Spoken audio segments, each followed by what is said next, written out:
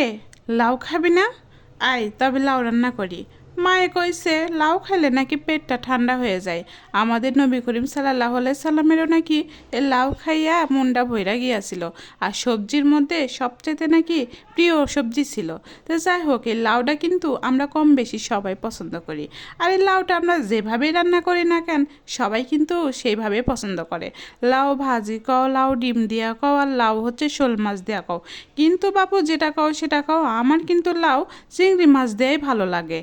হে কইছে চিংড়ি মাছ না থাকলে আর কি করবো, তাহলে মই ডিম দিয়ে রান্না করি। তো যাই হোক, আমার বাড়িতে ছিল ডিম কুনা, তো ডিম কুনা দিয়েই আমি হচ্ছে আজকে লাউ রান্না করবো। লাউ তো সবারই পছন্দ, আমার বেটার আবার বেশি পছন্দ। আমার সলকুনা কই, ক্যারে বা তুই কি খাবো আজকে? তখন আমার সলকুনা কয়, মা আজকে যদি লাউ রান্না করো তাহলে তো আমার কাছে সবচাইতে বেশি ভালো হয়। যে গরম পড়ছে পেট কুনাও ঠান্ডা হয়। তো ঠিক আছে রে বাপু, আমি আজকে তোর জন্য লাউ রান্না করবো। কিন্তু বাপু বাড়ির যে চিংড়ি নেই, তাহলে কি দিয়ে রান্না করবো? মা চিংড়ি না থাকলে না থাকবো, তো কি হয়েছে? তোমার বাড়ি ডিম কুনা তো ঠিকই আছে, সে ডিম কুনা দিয়ে তুমি লাউ রান্না কইরা দাও। ডিম তো আমি কালকেও রান্না করেছি রে বাপু, তো আজকেও কি তুই ডিম খাবি? তো কি হয়েছে, আমার বাপ কি তোমার কাছ থেকে ডিমের কৈফত চাই? তো তুমি কেন আমার ডিম দিয়ে রান্না করে দিবা না? কারণ ডিম দিয়ে তুমি যেটাই রান্না করো না মা, সেটাই আমার কাছে খুবই পছন্দ। আমার কাছে তো ডিম উঠতে বসতে খাইতে সবেতেই পছন্দ। ও আর কি করা যায়, তবে তাহলে আমি ডিম কোনা দিয়ে রান্না করে দিই, দেখ দিনই কি মজা হয় কি না।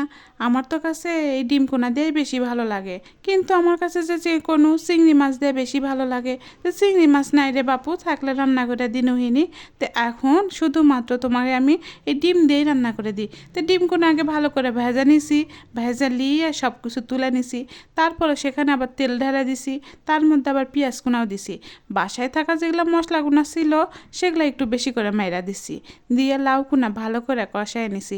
লাউ থেকে যে পানিটা বাড়াইছে সেটা দিয়েই ভালো করে কষে নিছি। তারপরে একটু ঝোল দেওয়ার জন্যে সে জায়গাতে হালকা একটু পানি দিয়ে দিছি। দিয়ে এখন কিন্তু বলক উঠা রাখ দিয়ে ডিমগুলো আমি সাইরা দিমু। ডিমগুলো সাইরা দিয়ে তারপরে কিন্তু এই জায়গাতে একটা কাজ আছে বুঝছিন, যখন ভালোভাবে বলক উঠা যাবে, তুমি যদি সামান্য মিচি কোনা একটু যদি জিরা ভাজা তরকারি দেয়া পারেন, তাহলে বাপু সেটা তো আর কোনো কথাই নাই।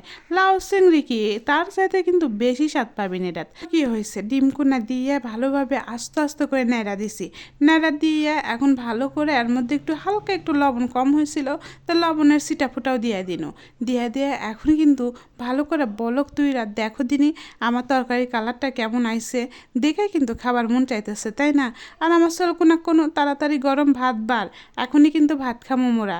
আমি আর তুই একসাথে খাইয়ালি, তোর বাপ যখন আসবেহিনি তখন খাবেহিনি। তো যাই হোক, একটু জিরাটাও ভাজালিনু, আমান দিস্তে তো একটু জিরাটা গুঁড়া করে আলিমু। ভালো করে জিরাটা গুঁড়া করা হয়ে গেলে হাত দিয়ে একটু সিটামিটাই দিয়ে দিনু। ওহ কি যে গন্ধ বের হয়েছে রে বাপু,